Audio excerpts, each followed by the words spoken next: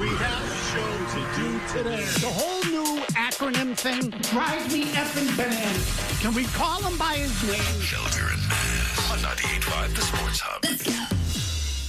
I have some breaking news coming out this morning out of the NBA. Who better to break this down with us than Shams Charania, who is here. Shams, what do you have for us and some major news coming out of the league? Sources tell me that Detroit Pistons superstar Cade Cunningham has been diagnosed with a mild collapsed lung, and he's expected to miss an extended period of time. The Pistons are not quite sure exactly how long. Could it be a period of weeks? Obviously, the playoffs are about a month away. There is some optimism that he's going to be back for the playoffs, but this is a situation now, an injury that he's going to be fighting, rehabbing. The Pistons, their doctors, their medical staff, they're all going to work together to get more information in the next few days as far as treatment and potential recovery here. And that's where we will start today on Thursday, March the 19th from our Town Fair Terry Studios in Waltham. Mazz and Big Jim Murray alongside. Hi, guys. Yeah. Good, you. After that news, Mazz, there is only one question to ask. You know what that question is, don't you? Yes, it is, yes. Go ahead, Jim. Is it possible to have a collapsed lung for a short period of time and then have it not collapse? Is there any other thing that's more relevant than that at this juncture? That's entirely relevant. About 30 years ahead of my time.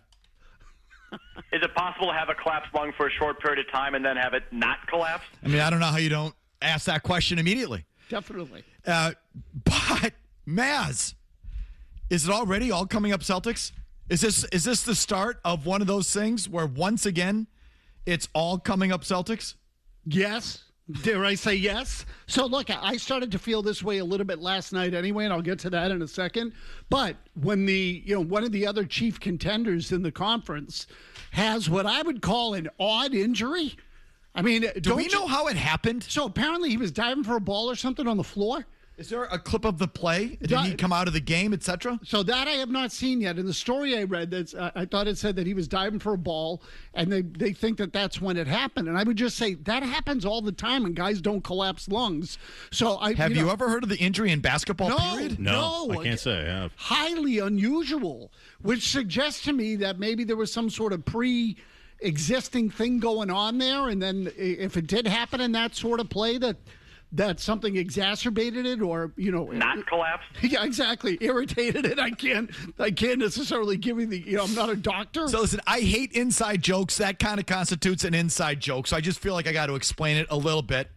Not everyone knows what that is. Quickly, Mazz, before you go on, that really happened. That was me, yours truly, in September of 2001. After Drew Bledsoe got walloped by Mo Lewis of the Jets, and it was reported a day or two later that he had a collapsed lung, Bill Belichick did a conference call.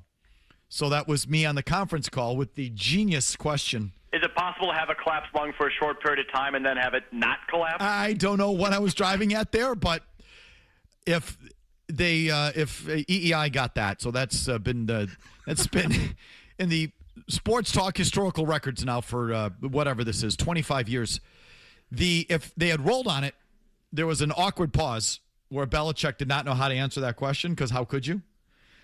Kevin Mannix piped in and said, yeah, he stopped at the Texaco station and had it reinflated or something, like they made some crack. Free air. Anyway, that's what that is. If you don't know if you're young or you just whatever, that's what that is. I hate inside jokes. Not collapse. Proceed. So I'm telling you that I can't ever remember a guy in a basketball game suffering a collapsed lung.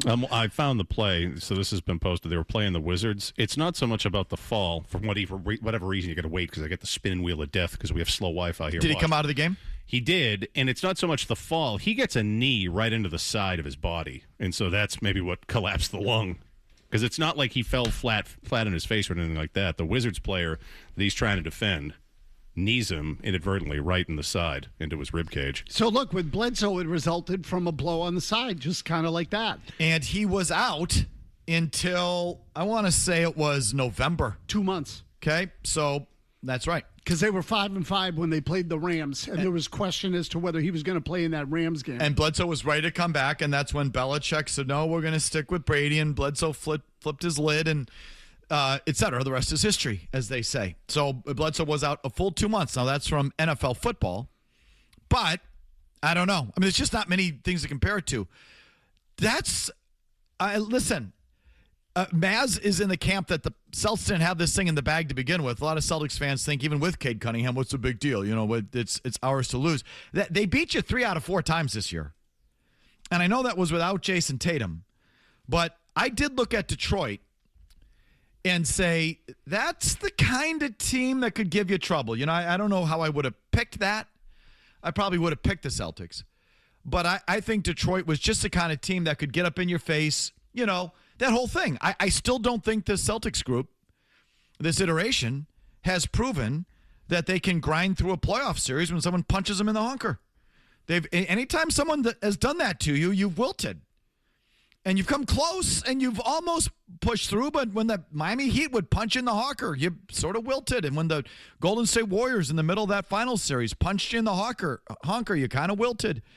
And the Knicks met your match, and you kind of wilted. So it's like, I thought Detroit was just the kind of team, and Cade Cunningham was just the kind of team that could challenge you like that, and I still hadn't seen you come through in a spot like that. Without Cade Cunningham, or a diminished Cade Cunningham, that's a huge development as far as I'm concerned. Tremendously huge. I don't think you can overstate that. I mean, he's the star of the team, for crying out loud. Like, no, it's gigantic. So the question, you know, look, you ask the same question of any injured player, right? Like that. Is he going to come back? And even if he does, what's he going to look like? What's it going to be like? So, yeah, that's a good break. And I think there were a couple of other things that broke in their favor last night, not the least of which was the way Jason Tatum looked in that game against Golden State. And I'm not telling you that the opponent was anything that was high level. I just thought he was moving better. He looked a little quicker, a little more explosive. I think it's getting a little bit better. And so if you were to say to me, like, add it all up, when he came back, I thought he was at 70, 75%. I thought last night that ticked up a little bit, you know, maybe to 80. I don't know, depending on where he started. It's hard to, like, give you a specific number on that. But I thought Tatum looked better last night. And you started to get a better sense of the impact of Tatum and Brown on the floor at the same time again.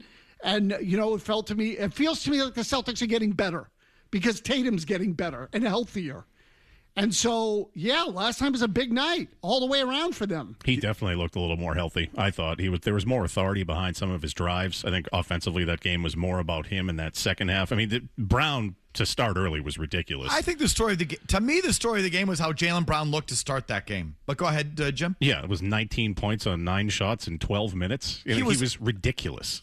He is feeling it. He is. And he was driving through and bullying anyone that the Warriors put on him. Like, it was about Jaylen Brown early in that, especially in that first quarter. Absolutely. That's why I think the story of the game. And then they, got that lead, and they were never really threatened, Not really. But if Tatum is getting healthier, to Mazz's point, and now with this Cunningham thing, to me, it feels like this cakewalk run through the Eastern Conference playoffs is setting up yet again, just like 2 years ago. All coming up Celtics. Because I do think Detroit would give you a match and give you a game, and at least, provide that resistance that you would have to prove that you could get through. I mean, you never really faced it on your title run.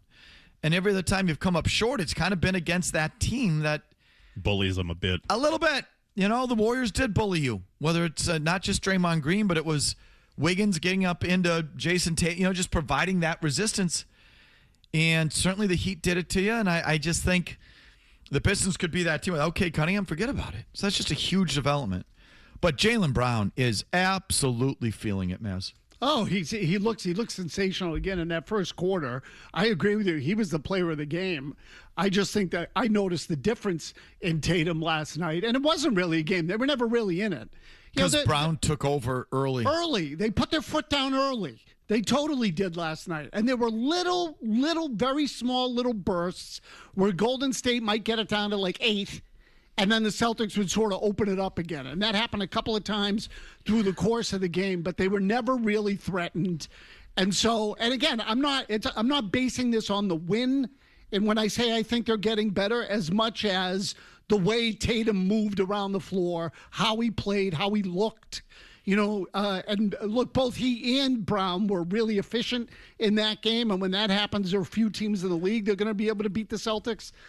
But they're trending the right way. But I was surprised, and again, I do just keep going back to the way the game opened, because I was sort of conscious of this. We mentioned it on the show yesterday, that the previous game, Brown had a night. and it was about Jaylen Brown during the game, after the game, the podium, the spotlight, the platform, all of it. And I was just wondering, we joked, would Tatum get his nuts cupped a little bit? Would he get a little, little goose? Scrub. Yeah, a little scrub, little something to say, okay, now this is your night. And we're going to make it so you can have a night because we don't want to feel left out and we got to manage this thing. And so it shouldn't have been much of a contest last night given the pieces that Golden State was missing. So you can sort of engineer a night for a guy. And I was wondering if they're going to engineer a night for Jason Tatum. And they didn't. It was all Jaylen Brown early. And then as the game went on, certainly Tatum got going. And it was interesting. Post-game, they gave Tatum the podium, and Brown was at the locker room, where the game before it was flipped. Again, a small thing, but we just sort of watching how they're managing all of this. And Brown was with the backdrop, with the little banner backdrop in the locker room, and Tatum was at the full podium, which was reversing what they did the night before. Now, is that based on timing when they came out of the shower? Am I reading into it? Maybe. I don't know. But just making notes of it, because So- I think this is a thing that they're going to be managing. Well, they're definitely going to have to manage it. And because you said it yesterday on the air that you wanted to see how the game was sort of handled from the Celtics' point of view, in the first quarter, I couldn't help but think Brown's not giving it up.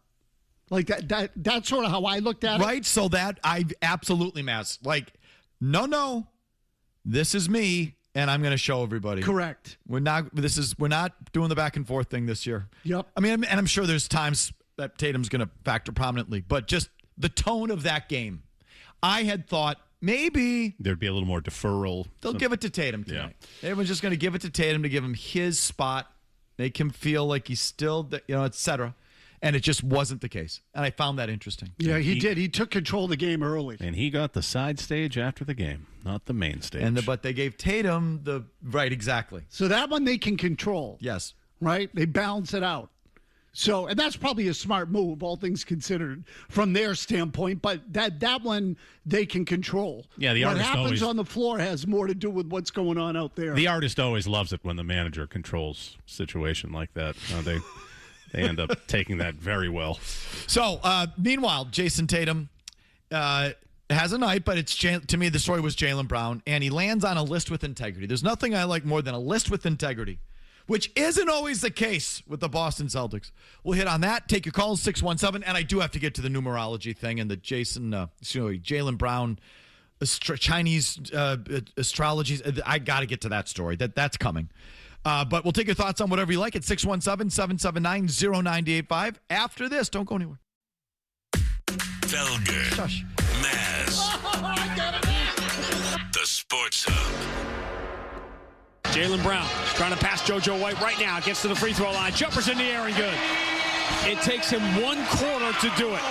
19 points. He has passed JoJo White for 11th on the Celtics all-time scoring list. And then milk the clock on top of that. They left no time for Golden State. Team records, Mazz, usually not much for him. Unless you climb onto a list and it's a list with some integrity. And then, you know what? I think I'm into it. And when Jaylen Brown becomes the Boston Celtics' 10th all-time leading scorer, and I see who else is on it, so that's pretty cool. It's like Aaron Judge on the Yankee home run list. The ultimate, where it was it Ruth, Gehrig, Mantle, Judge? I don't know, something like that. Yeah, you're right. You know, that's the ultimate one, Mazz. Excellent. Thank you. That's exactly what I mean. Then we can talk about you. If you get onto a list with Ruth, Gehrig, Mantle, etc., DiMaggio, then tip of the cap. Pretty cool. Serious company. Yeah, Ruth, Mantle, Gehrig, Judge 4th, DiMaggio's 5th. That's cool. Pretty good. That's cool. Yeah. Okay. This is kind of cool. Celtics all-time points list. 1 to 10. Havlicek, Pierce, Bird, Parrish, McHale, Kuzi, Sam Jones, Bill Russell, Jason Tatum, Jaylen Brown. Pretty good. All Hall of Famers. The first 8 were all Hall of Famers. 9 and 10 will be Hall of Famers. A list of all Hall of Famers. That is a list with integrity. Legit. And So that's kind of cool. It's surprising to me how close Brown is to Tatum, frankly. Tatum's at 13,908. Jaylen Brown's at 13,202. Who's going to finish with more points as a Celtic, Tatum or Brown? It'll probably be Tatum. I mean, and again, right now, Brown has, Brown's in his 10th year in the league. Tatum's in his 9th, but he missed a lot of it. Which Tatum pointed out last night. I just wanted to say, you hear that? Yeah, I did hear that. Yeah, I did hear that. And again, he's missed a lot of this one, right? So really, although Brown had some injuries too. But anyway. The key phrase there, too, is as a Celtic. Well, as a Celtic. And my question really is, odds are neither will finish their career with the Celtics. It's just the way it goes in that league. And it's just a matter of, do they leave in their prime or at the very end like Pierce? But they'll probably finish somewhere else. Who goes first or who stays longer or et cetera? Yeah, I'll play that game because this is, in some ways, it's like Brady Belichick. Who should be here longer? My guess is they will defer to Tatum. I agree. Who should be? They will defer to Tatum. Who should be? Tatum. I mean, for me, Brown. I like the way he plays better. Brown. I mean, right now, he's playing at he's the highest level of his career. I just like his game better. I like Brown's game more. Yeah. And I think he brings more. I'm sorry, Mazz, keep cutting you off. I think he also brings off-floor stuff, off-the-floor stuff that Tatum doesn't bring. And mindset and all of that. And I'm not ragging on Tatum. He's a brilliant ball player. I take him on my team any day of the week. I got to pick one who I think is, or I would defer to. If I had to keep one over the other, I would keep Jaylen Brown. Brown's compete is better. There's no question about that. I think Tatum's a better player and can do more things on the floor. But it's close now. I never thought. I used to say this to you about Marchand all the time. I never thought Jaylen Brown would get this good. Like, I never thought he would get quite to this level. I thought he'd be a good player.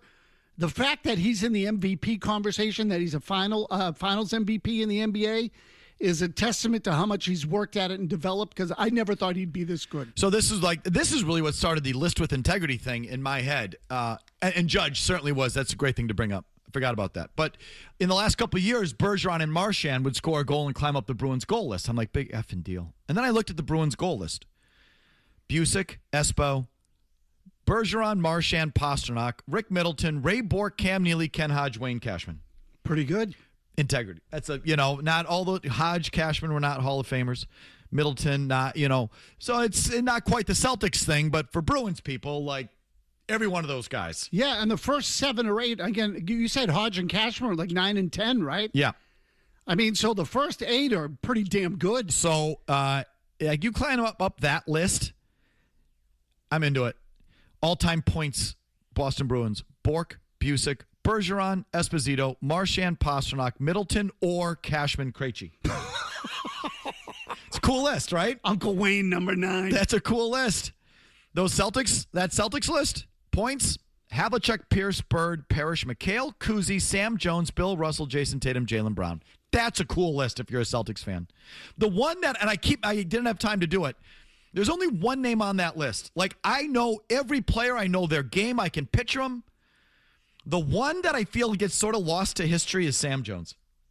I can't tell you how he played. Like, because he's obviously before my day. He was right in the middle of it. I think he played from 57 to 69, right? Sort of just mirroring Russell, basically. Yep. So he racked up a lot of championships against the, goat farmers from Iowa, too.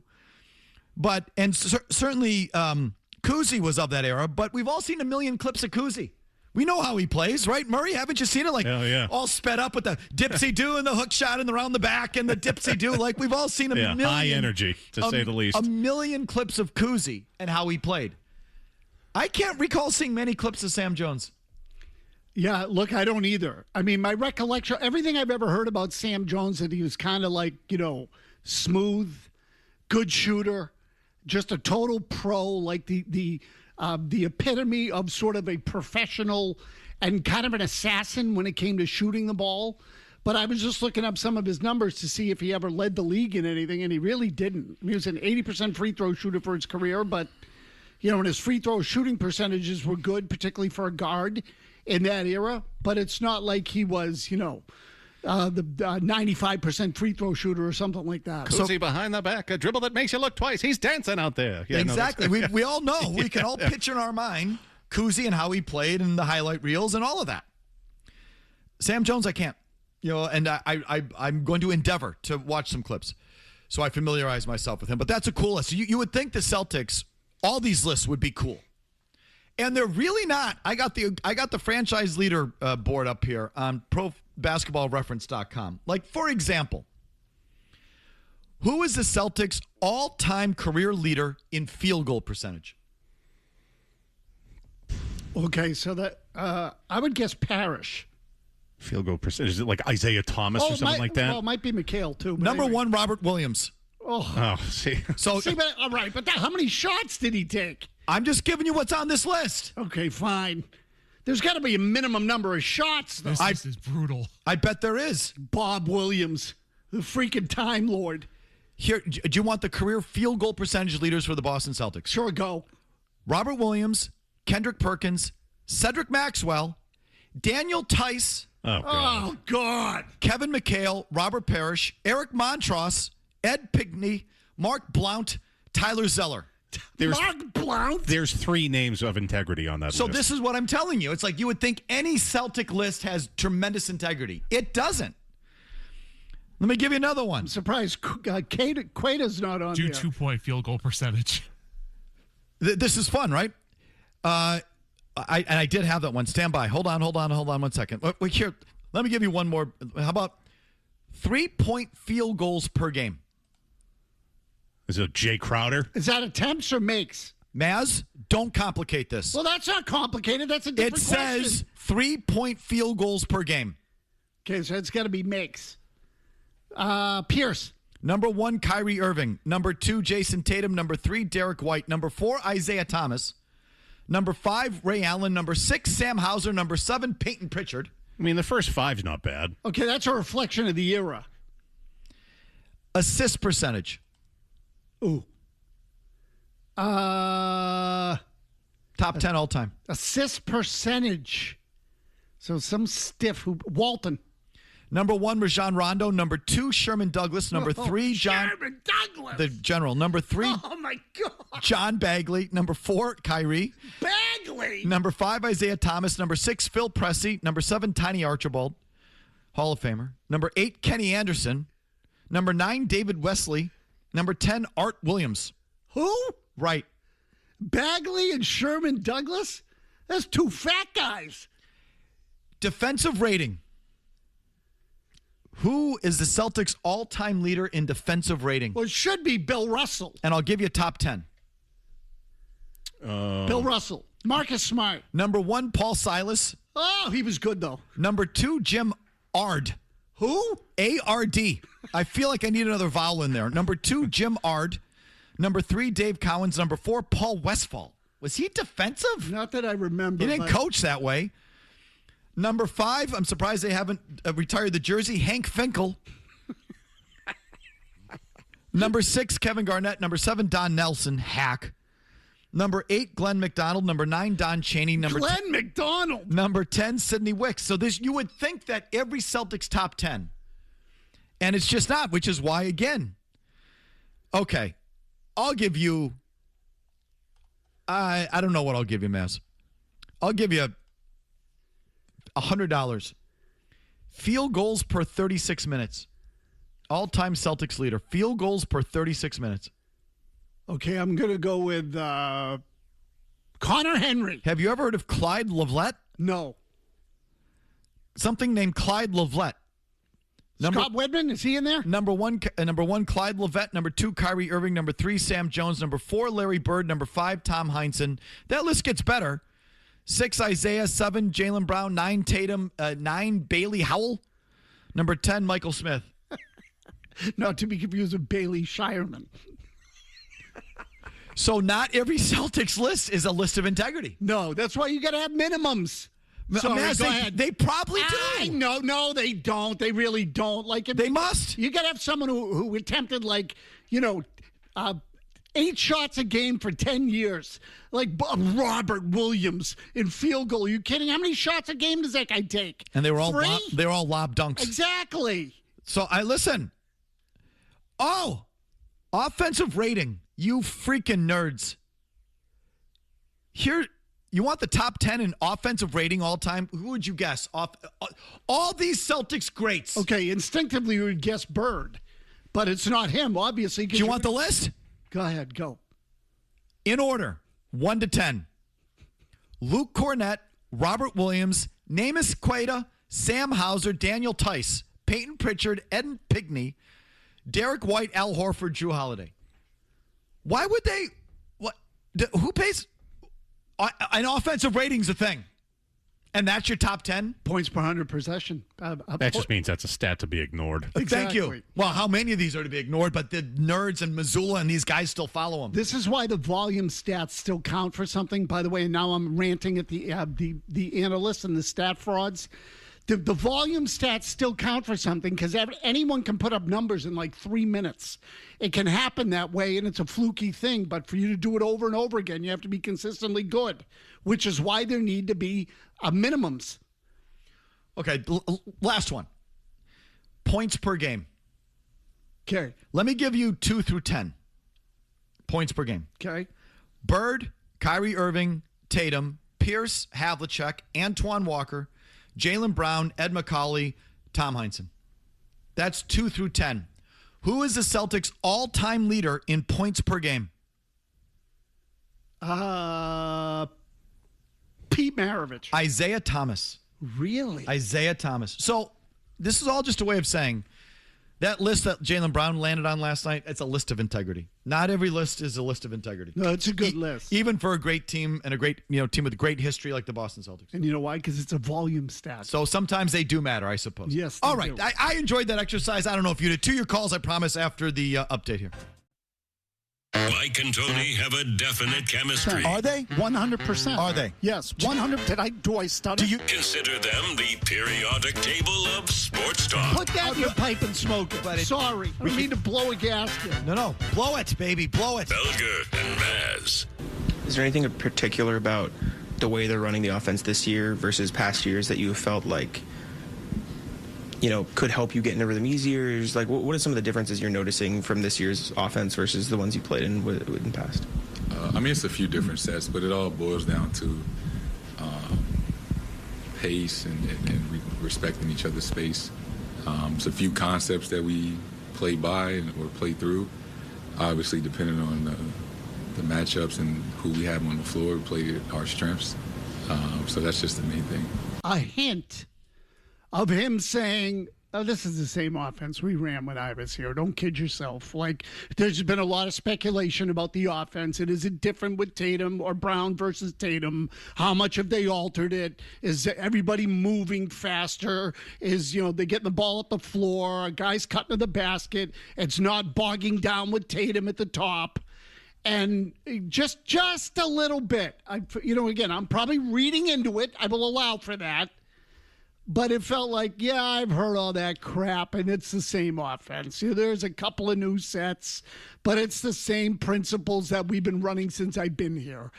And so I just wonder if, and again, the beginning of that game felt to me like Jaylen Brown holding his end of the rope. So I'm not giving it up. And then he cracks the top 10 of the all-time scoring leaders in franchise history. Tatum's asked about it after the game, and I wonder if maybe a little bit of, hey, don't forget about me, seeped out. So, did he do anything to, make it sound hostile or anything like that? No. But I have to believe on some level he's feeling that. Now, again, could be... Well, yeah. Of course, he's human. He would probably be annoyed if he's hearing... the offense looks a little better, a little bit better going through Jaylen Brown than you. Exactly right. That's just human if he's hearing that. Absolutely. So, I just thought, anytime someone pushes, no. But isn't the fact the offense is better going through Jaylen Brown? I think so. I like the way guys move in this offense more than I did a year ago. All right, back to your phones, or to your phones. Derek in Boxford. Yes, Derek. Hey, what's up, guys? Yeah, why does the Boston media always portray it as Tatum versus Brown and not Tatum and Brown? It seems like you guys are trying to break up the best duo in the NBA when you only talk about their egos and feelings, and they haven't really shown anything publicly that they don't like each other. That's true. I'll hang up and listen. Oh, there's nothing to listen. This is what we're talking about, so you can continue to listen on it. How about John in Charlestown? Hi, John.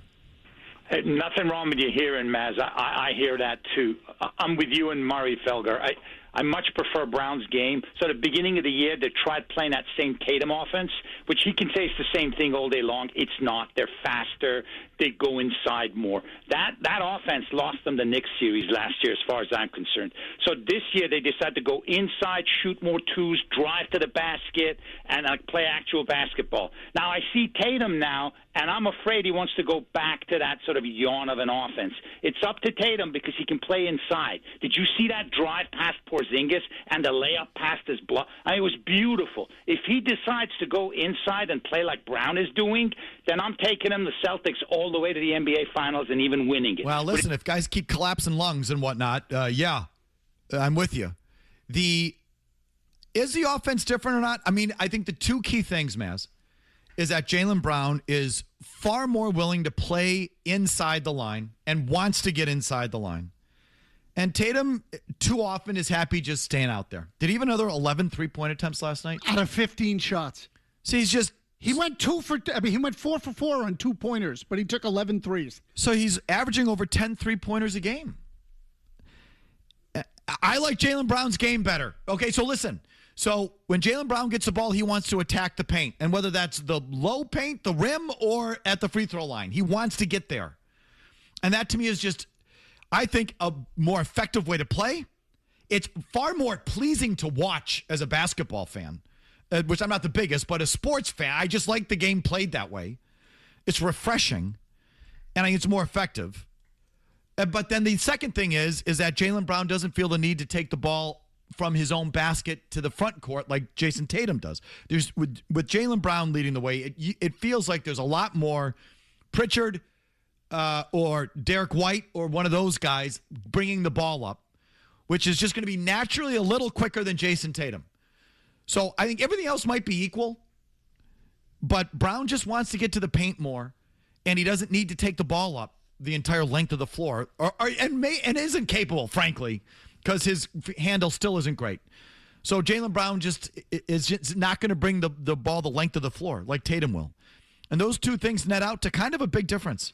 And the other thing is I think the ball moves quicker. And when I say moves quicker, if Tatum walks the ball up the floor, he then takes 5 seconds, 10 seconds to get into the offense.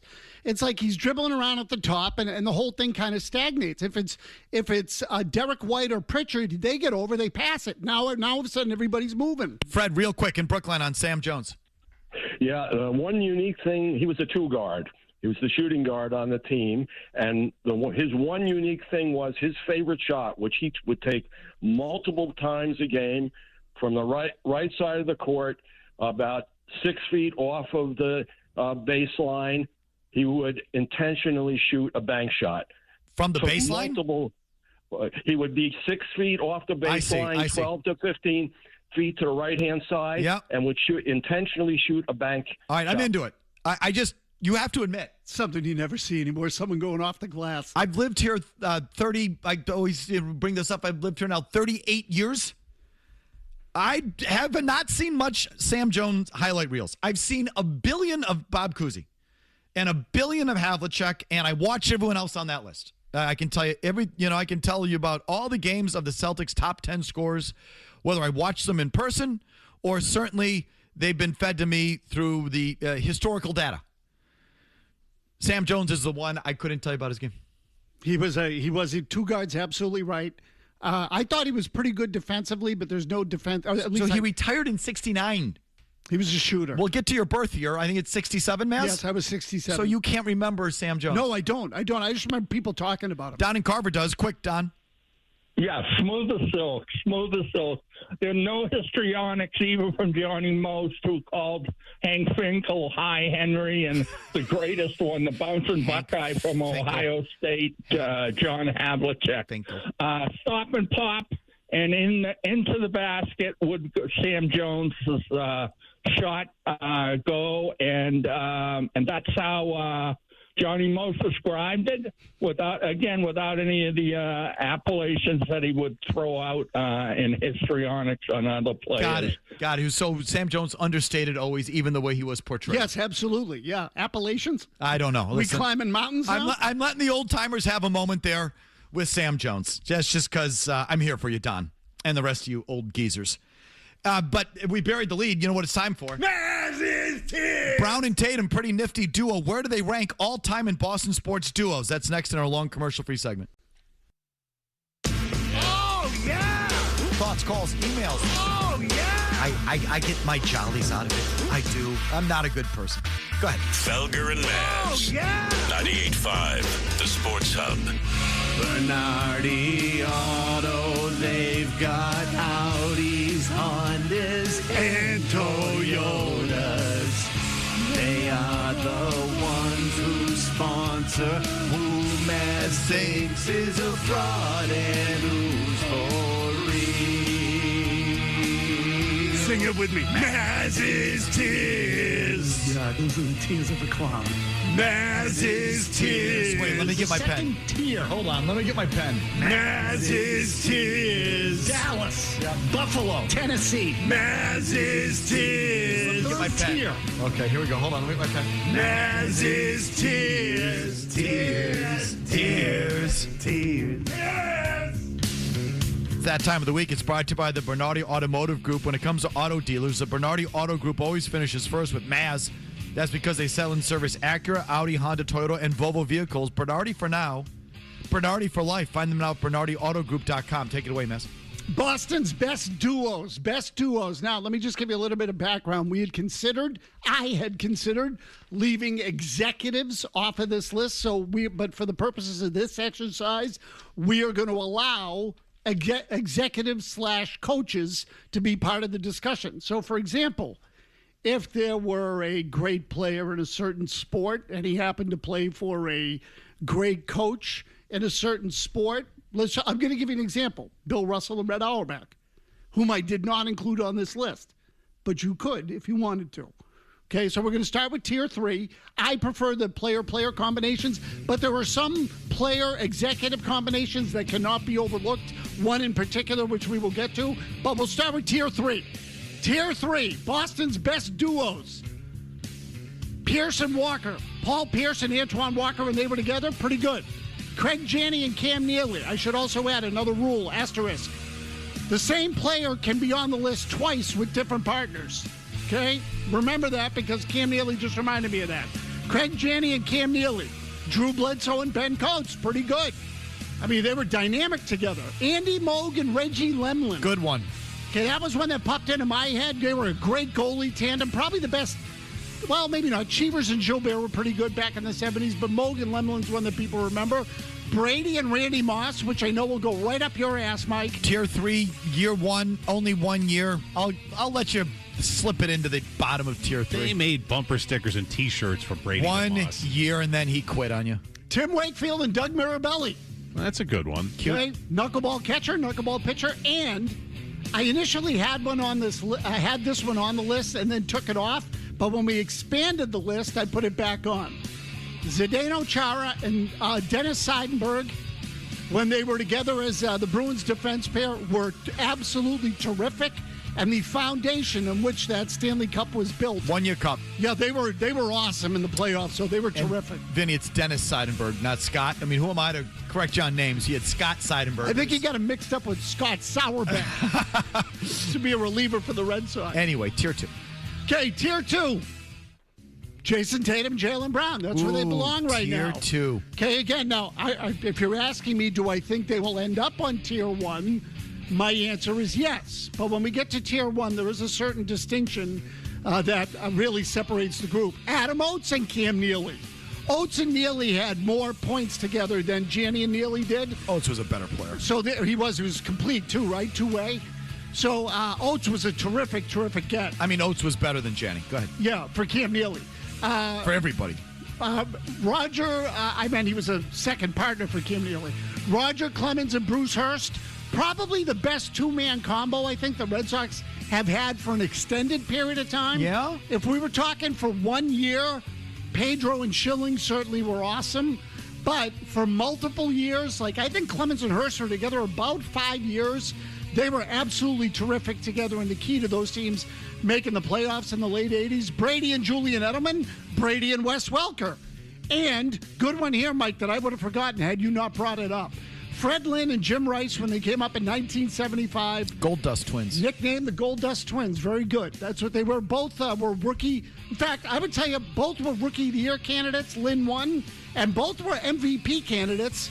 Lynn probably more so for his defense. He won both awards, but Rice was nearly as good in every area. I'm here for the old-timers today, Mazz. Okay, Tier 1. I already know there's one of these that's going to tick off Felger, but we'll get to that right off the top, in fact. Patrice Bergeron and Brad Marchand, line mates for a long, long time, penalty killers for a long, long time.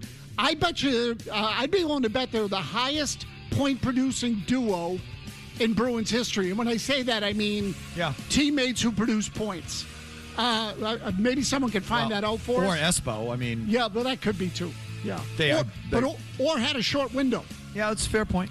Bird and McHale, that one pretty much goes without saying. Tom Brady and Gronkowski, Brady and Belichick.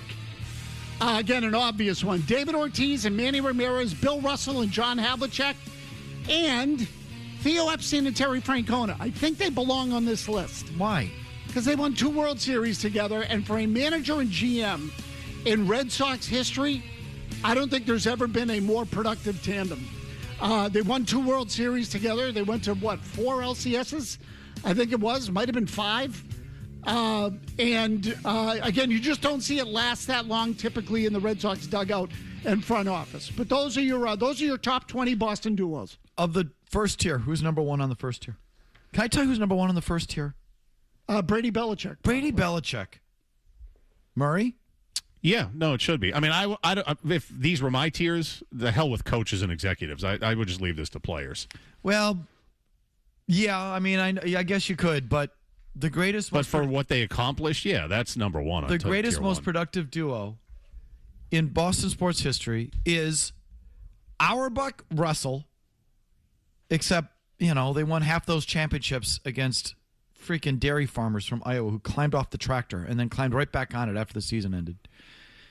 And Belichick Brady. Like, those are the 2 greatest duos in Boston sports history. What would you agree. Say? Yes. Yeah, and look, I could have... I put Russell with Havlicek. You could absolutely put him with Red. In fact, he probably should be with Red. Like, that's how I think of that. Yes, you should. And when did Havlicek... What was Havlicek's rookie year? Oh, good question. It was in the 60s. I'll find out. So, how many had Russell won before Havlicek arrived on the scene? Would be my question. Tied at the hip. 62 was his first year. So, I guess you had won 3 or 4 by that point? Your first one was 58, I want to say? Yeah, I think that's right. 57, 58, where you beat the Quad City Riverhawks and their 6'3" center, Skippy Magoo. Yes, Jim Stewart. Mazz, I think you missed a big one. Okay, go ahead. Pedro Martinez and Jason Varitek. If you have Wakefield and Mirabelli on the list, you'd have to have Pedro and Varitek. I didn't consider them a duo. Yeah, me neither. I didn't really either. But, and frankly, 68 games caught. I think duo, historically, who's attached at the hip. I wouldn't even put Brady Edelman or Brady Welker. I don't know, just Brady Edelman, I definitely have on there. I mean, for me, Pedro Nomar is the duo I think of. And that's before they weren't they a even duo. won it. They were in the late 90s when they both, they were. They weren't. That's how Red Sox fans, that's fun of them. Nomar was an island unto himself. Nomar Garciaparra wasn't a duo with anyone. I never hated it here. 1998, they were the box office names of the Red Sox. Pedro Nomar. But they were just the 2 biggest stars. They weren't, Did they play off each other? Did they play off each other? Were they connect, Lynn and Rice, Gold Dust Twins? That's just how you refer to that era and that time. I don't feel that way with Pedro and Nomar Garciaparra. I'll tell you the other one that I personally would put up close, and not on the same level, but close to Auerbach and Russell and Brady and Belichick, and that's Ortiz and Ramirez. Yes, so I felt that more than Pedro Martinez and Omar Garcia-Parra. I remember looking this They've up batted once. 3-4 in the order for like 8 straight years and won championships and blah, like exactly right. That thing. Yeah, and I remember I looked this up at one point in those years, and that their slugging at that time statistically was very similar to Ruth and Gehrig. And like when you start talking in that class, Ruth and Gehrig were the greatest 1-2 combo in the middle of a lineup in baseball history. Steroids. Sorry, wait a minute. Something caught my throat there. Sorry. Well, there might have been. Okay, keep going. So they were just prolific. They were the reason why, really one of the big reasons why that team won 2 titles was having those 2 guys in the middle of the lineup. So I put them close, but it's the 2 combinations you're talking about that stick out above all the others. All right, as usual, disagreements, omissions, things of that nature. Your thoughts after Big Jim Murray gets you updated here. 90 seconds, no commercials.